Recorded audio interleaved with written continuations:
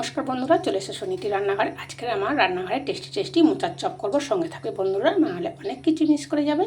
এই মোচা আমি সুন্দর করে কেটে ধুয়ে নিয়ে আসছি, বন্ধুরা সঙ্গে থাকো। সুন্দর করে কেটে হলুদ জলেতে ভিজিয়ে রেখেছি কষটা বেরিয়ে যাওয়ার জন্য। এটা মোচা আমি কাঁচা করে করব, অনেকে সিদ্ধ করে আমি কাঁচা মোচার চপ করে দেখাবো। খুব সুন্দর টেস্ট হয়, খুব সুন্দর খেতে হয়। একবার তোমরা বাড়িতে রান্না করে খেয়ে দেখবে, খুব সুন্দর। এটা ভাতের সাথে ডাল দিয়েও খাওয়া যায়, মুড়ি দিয়েও খাওয়া যায়। যেরমভাবে খাবে সে খুব সুন্দর খেতে হয়। বন্ধুরা একবার তৈরি করে খেয়ে দেখবে, তারপর না কমেন্টে বলবে কেমন হয়েছে। তাতে লাগছে পেঁয়াজ আর কাঁচা লঙ্কা আগে থাকতে পরিষ্কার করে ধুয়ে নিয়ে কাঁচা পাকা লঙ্কা কুচি করে কেটেছি, পেঁয়াজটা কুচি করে কেটে রেখে দিয়েছি।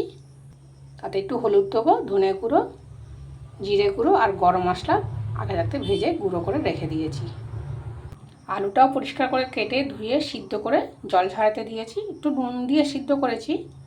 আলুর ছাড়াও করা যায়, আমি আলু দিয়ে করছি। বন্ধুরা সঙ্গে থাকবে। মোচাটাকে ভালো করে জল ঝারিয়ে নিয়ে চলে এসেছি। এবার আলুটাকে দিয়ে দিচ্ছি।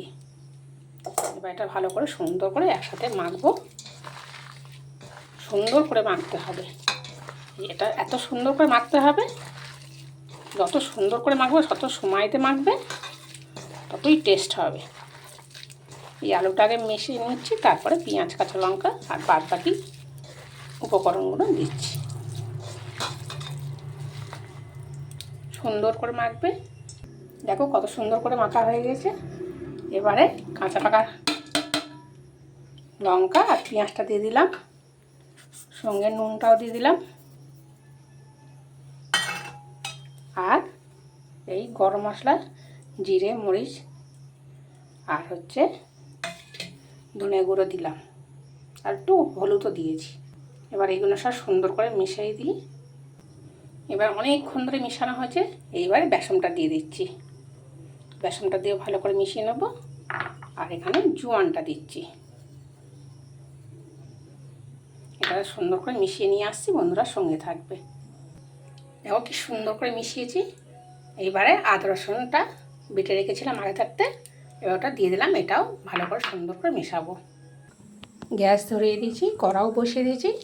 কড়াইয়ে তেলটাও বসিয়ে দিয়েছি, তেলও গরম হয়ে গিয়েছে। এইবারে একটা একটা করে দিয়ে দেবো।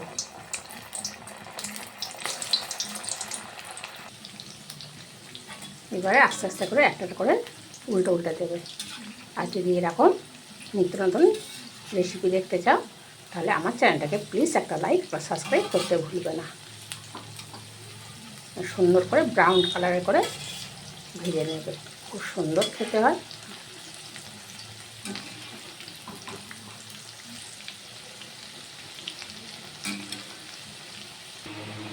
আস্তে আস্তে করে সব কটা উল্টে দিয়েছি। আর গ্যাস আস্তে করে দিতে হবে, যেহেতু আমার কাঁচা মোচাটা কাঁচা, নাহলে ওপরটা ব্রাউন কালার হয়ে যাবে, ভিতরে মোচাটা সিদ্ধ হবে না। ওই জন্য গ্যাস আস্তে করে দিয়ে আস্তে আস্তে ওটা সিদ্ধ হবে। গ্যাস আস্তে করে দিয়ে এবার লাল লাল করে ভাজা হয়ে গেছে। এবার আমি তুলে নিচ্ছি, বন্ধুরার সঙ্গে থাকবে। দেখো কত সুন্দর আমার ভাজা কমপ্লিট হয়ে গিয়েছে। পুরো রেসিপিটা আমার সঙ্গে থাকার জন্য তোমাদেরকে ধন্যবাদ। আর আমি মুড়ি দেখাচ্ছি, তোমরা ভাত দিয়েও খেতে পারবে। আর এটা বাচ্চা কি বড়, সকাল কিংবা সন্ধে, যখন খুশি যখন খাওয়া যায়। এত সুন্দর টেস্টি হয়।